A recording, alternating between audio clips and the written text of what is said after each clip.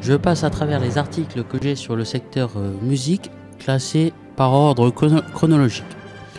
Donc de l'an moins 1000. Le langage visuel des populations à économie complexe.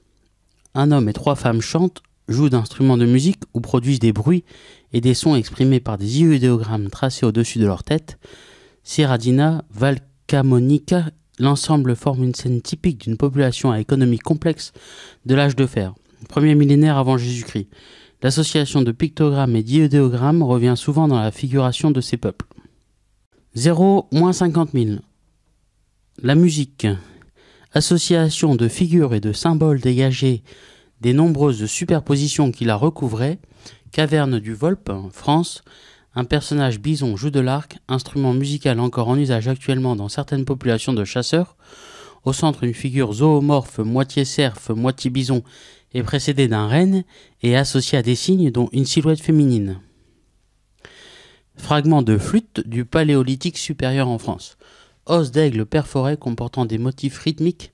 Il s'agit probablement des parties d'instruments de musique existant aujourd'hui encore chez certaines populations d'Asie centrale, de Nouvelle-Guinée et d'Australie. Fabriqué à partir du même volatile. C'est un instrument à vent dont on tire des sons aigus. En Nouvelle-Guinée, des exemplaires récents présentent une décoration semblable.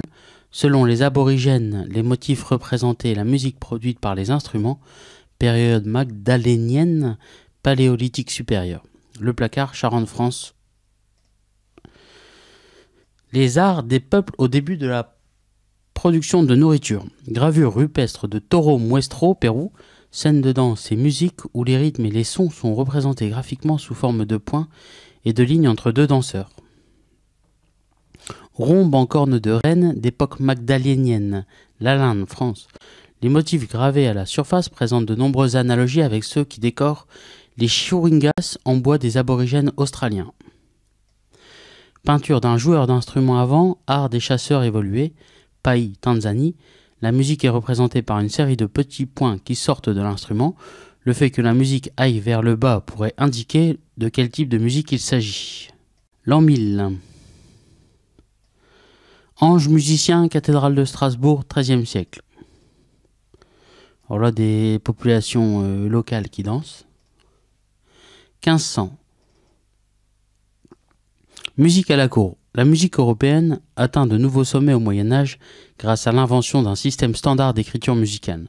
Du simple plein chant des monastères s'élève un second thème harmonique, l'organum, de là naît une musique complexe où s'intriguent plusieurs voix indépendantes, la polyphonie. Comme le mot écrit, la notation musicale est pour une bonne part sous le contrôle de l'Église et la musique profane continue d'être fondée sur l'improvisation à partir de thèmes connus. C'est l'époque des ménestrels et des musiciens ambulants qui jouent pratiquement sans musique écrite. Même si un thème est noté, il s'agit tout au plus de quelques lignes. Une fois devenu universel, le système de notation musicale trace la voie vers les polyphonies hautement sophistiquées de la Renaissance et la diversité croissante des types d'instruments, car pour exprimer leur art, les compositeurs expérimentent différentes combinaisons d'instruments.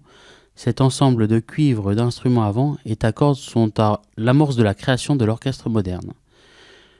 Alors, dessin, le sistre, un des premiers instruments à cordes joués avec un archet.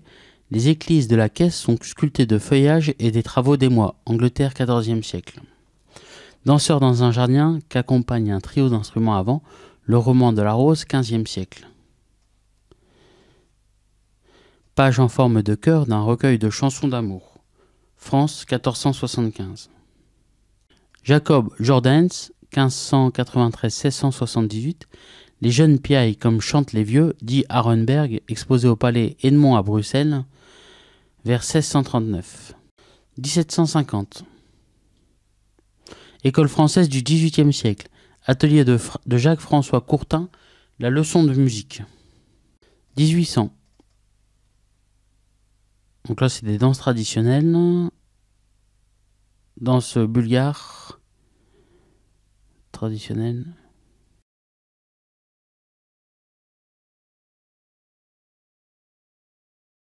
Traditionnel. Flamenco, rythme de flamenco, la guitare espagnole, danseur de flamenco, danseuse de flamenco, danseur avec un S de flamenco, danseur avec un S de flamenco, flamenco.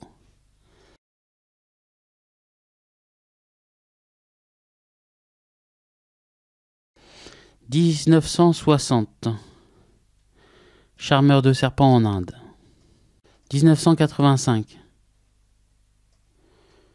Steinway, The Instrument of the Immortals. 1990. La lente agonie du micro-sillon. L'industrie du disque est en crise, la concurrence de la cassette et la montée en flèche du compact disque ne sont pas seules en cause. L'exemple de la France permet de comprendre les véritables raisons de l'inexorable déclin du disque noir. Le compact nous avait permis d'espérer limiter les effets de la copie privée. Maintenant, cet espoir s'est envolé. La cassette audio numérique constitue un danger mortel pour la profession. Et dans le graphique, on a le nombre d'unités vendues, les années, et l'évolution des ventes de disques et de cassettes. Et de cassettes vierges. Donc aujourd'hui, c'est à peu près la même courbe pour les disques durs pour stocker la musique. Devenant un produit de grande consommation, le disque a banalisé ses formes de vente. Première victime, les disquaires. 80% des 45 tours sont vendus par les grandes surfaces. 2012. Les producteurs de musique croient enfin à un avenir numérique. Le marché français de la musique enregistrée a reculé de 3,9% en 2011. Alors, 2007, 8, 9, 10, 11. En marché en millions d'euros physiques et numériques. Donc en 2007, le marché physique 662 millions, numérique 51 millions. En 2011, marché physique 400 millions, numérique 110 millions. Donc la perte est de seulement 15%. Alors ici, on a un camembert: téléchargement sur téléphone mobile, revenus des abonnements, revenus du streaming, téléchargement sur Internet. Et donc ça, c'est la répartition des ventes numériques. Il y a 2 millions de personnes en moins sur les réseaux de peer-to-peer et 7 millions de personnes en plus sur les sites légaux. Le marché français de la musique pourrait se stabiliser dès 2013. C'est l'espoir des producteurs qui ont présenté hier à Cannes le bilan 2011 des ventes de musique en France. Après plusieurs années de fort déclin, le marché de la musique a reculé l'an passé de 3,9% pour atteindre 617 millions d'euros au global, selon le syndicat national de l'édition phonographique. Pour la première fois, les ventes numériques ont franchi le cap des 100 millions d'euros, en hausse de 25,7%. Le chiffre d'affaires du téléchargement, de l'écoute en ligne, streaming gratuite ou par abonnement a atteint 110 millions d'euros en 2011, de quoi amortir le recul de 11% du chiffre d'affaires des disques physiques. Le téléchargement, qui représente 51% du marché numérique, a encore progressé de 16%. Le streaming, tiré par les offres Deezer, Orange et Spotify et SFR, est en plein essor. En hausse de 75%, il représente 45 millions d'euros de chiffre d'affaires. Une bonne nouvelle pour Denis Ladegaillerie, le président du SNEP. Le marché numérique croît de 26% et tous les segments de musique numérique progressent, a-t-il déclaré. L'enjeu du marché est de segmenter l'offre en fonction de type d'usage. Pour lui, comme pour l'ensemble des producteurs, ce regain de santé du marché français repose aussi sur la protection des droits. Il y a 2 millions de personnes en moins sur les réseaux peer-to-peer et 7 millions de personnes en plus sur les sites légaux. Donc à la fin de l'article, il est marqué: les producteurs français espèrent ainsi rejoindre rapidement la Suède, les États-Unis et l'Allemagne dans le club fermé des marchés de la musique stabilisés. Déjà, le marché français se porte mieux que le marché mondial de la musique, qui devrait reculer de 5% cette année. Donc voilà, là j'ai terminé le marché de la musique.